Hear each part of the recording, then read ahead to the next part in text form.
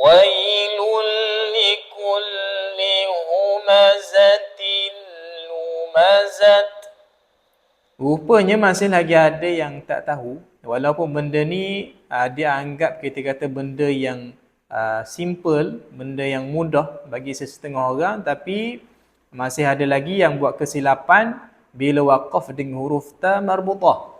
Baik, dekat skrin saya cuba tunjukkan kepada tuan-tuan dan puan-puan apakah perbezaan di antara huruf ta maftuha dan ta marbutah. Dan apa perbezaan ketika kita baca secara waqaf dan ketika kita baca secara wasal, seandainya huruf-huruf ni berada di akhir kalimah. Jadi boleh ikuti perbincangan yang saya tunjukkan kat sini supaya kita nampak dengan lebih jelas.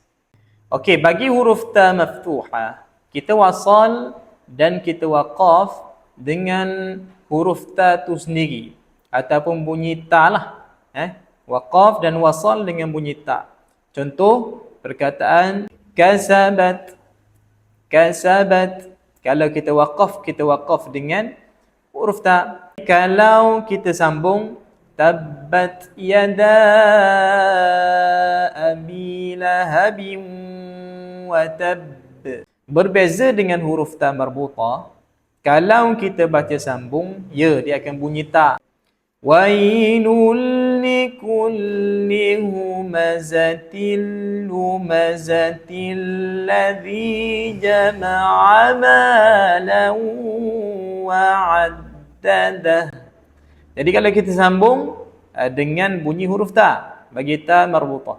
Tapi kalau kita waqaf dengan bunyi huruf ha simpul. Wailul likulli humazatil lumazah.